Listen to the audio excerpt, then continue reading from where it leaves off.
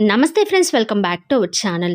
Friends, 2 వెల్లుల్లి రెబ్బలు అలాగే చిన్న సైజులో ఉన్న బెల్లం ముక్క, ఈ రెండింటిని కలిపి ఉదయం ఖాళీ కడుపుతో తింటే మీ శరీరంలో ఏం జరుగుతుందో తెలుసా?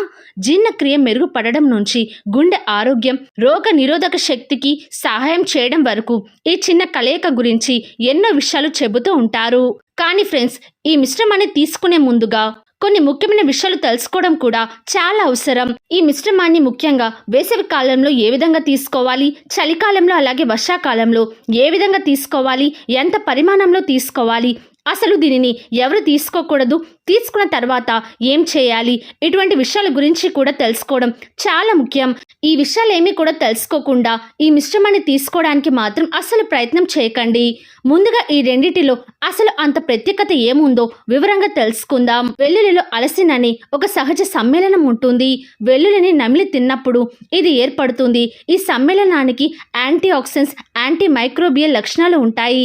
వెల్లుల్లిని ఆహారంలో భాగంగా తీసుకోవడం వలన గుండె ఆరోగ్యానికి, రక్తపోటు మరియు కొలెస్ట్రాల్ నియంత్రణకు కొంత సహాయం లభించవచ్చు.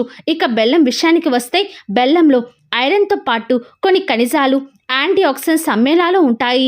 ఇది శరీరానికి కొత్త శక్తిని కూడా అందిస్తుంది. అందుకే వెల్లుల్లి బెల్లం కలయికను సాంప్రదాయంగా ఆరోగ్యానికి ఉపయోగిస్తూ ఉంటారు. ఇప్పుడు అసలు ఈ కలయిక వల్ల ఎలాంటి ప్రయోజనాలు ఉండవచ్చో వివరంగా తెలుసుకుందాం.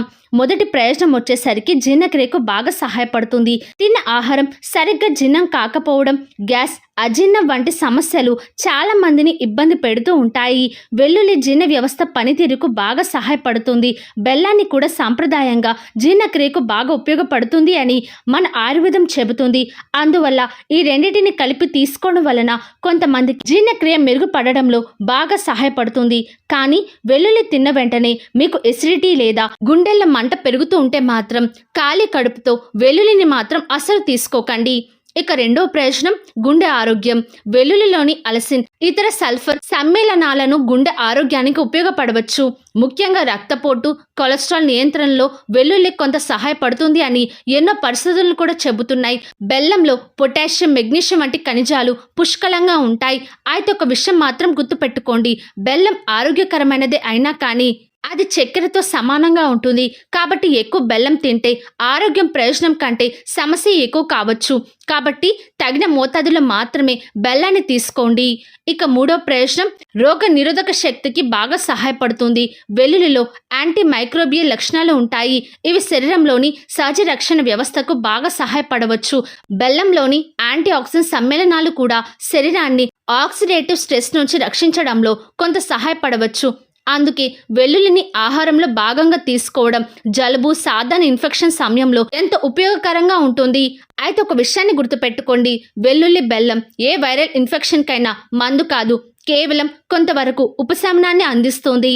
ఇక నాలుగో ప్రయోజనం శక్తి మరియు ఐరన్. బెల్లంలో కార్బోహైడ్రేట్స్ ఉండడం వలన శరీరానికి త్వరగా కొత్త శక్తి అందుతుంది. అలాగే బెల్లంలో ఐరన్ కూడా ఉంటుంది. అందుకే అలసటగా అనిపించే సమయంలో బెల్లం తింటే కొత్త శక్తి లభించవచ్చు. అయితే రక్తహీనత ఉన్నవారు కేవలం బెల్లం తినడం ద్వారా హిమోగ్లోబిన్ పెంచుకోవచ్చని మాత్రం అనుకోకండి. ఐరన్ లోపం ఉంటే పరీక్షలు చేయించుకొని వైద్యుల సూచన ప్రకారం ఈ మిశ్రమాన్ని తీసుకోవడం చాలా ముఖ్యం. ఇక ఐదవ ప్రయోజనం డిటాక్స్. వెల్లుల్లి బెల్లం రెండు శరీరాన్ని డిటాక్స్ చేస్తాయి అని మన ఆయుర్వేదం చెబుతుంది. కానీ ఇక్కడ నిజం ఏమిటి అంటే, మన శరీరంలోని వ్యర్థాలను తొలగించే ప్రధాన బాధ్యత మన కాలేయం, మూత్రపిండాలదే. కాబట్టి వెల్లుల్లి బెల్లం తిన్నప్పుడు ముందుగా అది మన కాలేయం పైన దాని యొక్క ప్రభావం చూపుతుంది. దానితో మన శరీరం మొత్తం కూడా డిటాక్స్ అవ్వడానికి బాగా సహాయపడుతుంది. ఆరోగ్యకరమైన ఆహారం, తగినంత నీరు, మంచి నిద్ర, వ్యాయామం ఇవే శరీర ఆరోగ్యానికి నిజంగా చాలా ముఖ్యమైనవి. ఇక అసలు ముఖ్యమైన విషయం ఏమిటి అంటే, ఈ వెల్లుల్లి అలాగే బెల్లం ఎంత మోతాదులో తీసుకోవాలి. సాధారణంగా 1 నుంచి 2 వెల్లుల్లి రెబ్బలు తీసుకొని సన్నగా తరిగి లేదా కచ్చా పచ్చగా దంచుకొని సుమారు 10 నుంచి 12 గ్రాముల బెల్లంతో కలిపి తీసుకోవాలి. వెల్లుల్లిని నమిలి తిన్న తర్వాత కొద్దిసేపు ఉంచితే అందులోని అలసిన్ ఏర్పడడానికి బాగా సహాయపడుతుంది. అయితే వేసవిలో మాత్రం పరిమాణాన్ని తగ్గించడం చాలా మంచిది. అంటే చిన్న సైజులో ఉన్న వెల్లుల్లి రెబ్బను తీసుకోండి.